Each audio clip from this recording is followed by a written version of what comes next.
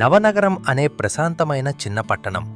ఉదయపు వెల్తురు క్రమంగా వీధులను నింపుతూ మెల్లగా మేల్కుంటున్న సమయం. పాత చెట్ల మధ్యగా తేలికపాటి గాలి వీచి ఆ గాలిలో దాగిన నిశ్శబ్దం ఒక కొత్త కథకు నాంది పలికినట్లుంది. ఈ పట్టణం ఎంత సాధారణంగా కనిపించినా ఇక్కడ ప్రతి మూలలో మనుషుల భావోద్వేగాలు, జ్ఞాపకాలు, మౌనంగా సాగే కథలు దాగి ఉన్నాయి. ఆ కథల్లో ఒకటి అన్వి అనే అమ్మాయి ప్రయాణం. అన్వి హృదయంలో గతం తాలూకు ఛాయలు ఇంకా పూర్తిగా మాయం కాలేదు. బయటకు చూస్తే ఆమె చిరునవ్వు పూయించే అమ్మాయి, అందరికీ సహాయం చేసే స్వభావం, సాఫ్ట్గా మాట్లాడే తీరు ఇవన్నీ కనిపిస్తాయి. కానీ ఆ చిరునవ్వు వెనుక లోపల దాచుకున్న బాధ మాత్రం ఆమెకు మాత్రమే తెలిసిన రహస్యం. ప్రేమ, నమ్మకం, విడిపోవడం ఇవన్నీ ఆమె జీవితంలో ఒకేసారి వడగండ్ల వానలా వచ్చి వెళ్ళిపోయాయి. 1 సంవత్సరం క్రితం జరిగిన ఒక రాత్రి,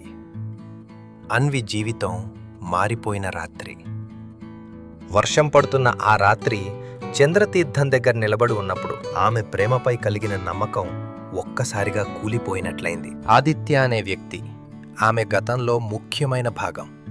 ఆమెను అర్థం చేసుకుంటాడనుకున్న మనిషి చివరికి ఆమెను ఒంటరిగా విడిచి వెళ్ళాడు. ఆ రాత్రి వర్షపు చినుకులు కూడా ఆమె కన్నీళ్లతో కలిసి ఒకే స్వరంలో పడుతున్నట్లుగా అనిపించాయి. అదే సమయంలో జీవితంలో మరో ఫీలింగ్ మెల్లగా ప్రవేశించింది.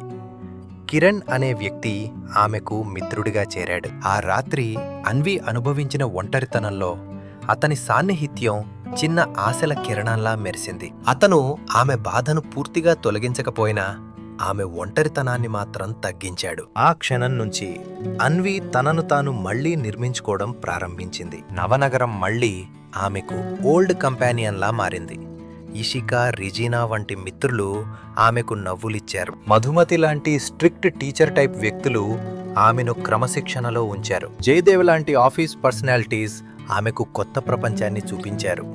సాధారణమైన రోజుల్లో చిన్న చిన్న సంతోషాలు మళ్లీ ఆమెను చేరుకున్నాయి. కానీ జీవితం ఆమెకిచ్చిన శాంతి ఎక్కువ కాలం నిలువలేదు. అనూహ్యంగా ఒకరోజు ఆదిత్య మళ్లీ నవనగరానికి రావడం ఆమె కథలో మళ్లీ ఒక కొత్త మలుపు తెచ్చింది. పాత భావోద్వేగాలు మళ్లీ పైకి వచ్చాయి. గతంలో వదిలిపెట్టిన జ్ఞాపకాలు మరలా హృదయాన్ని పలకరించాయి. ఇప్పుడు ఆమె ప్రయాణం ఇంకో మార్గం పట్టబోతుందని స్పష్టమైంది. ఇది అన్వి కథకు మొదటి పేజీ. గతం ముగిసిన చోటే కొత్త అధ్యాయం ప్రారంభమవుతుంది.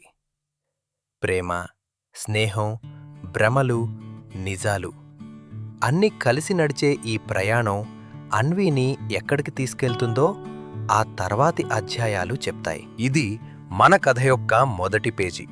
ఇక్కడ్నించి ప్రతి చాప్టర్ అన్వి జీవితంలోని ఒక కొత్త భావం, ఒక కొత్త మలుపు. తరువాతి చాప్టర్తో మళ్ళీ కలుసుకుందాం. సెలవు.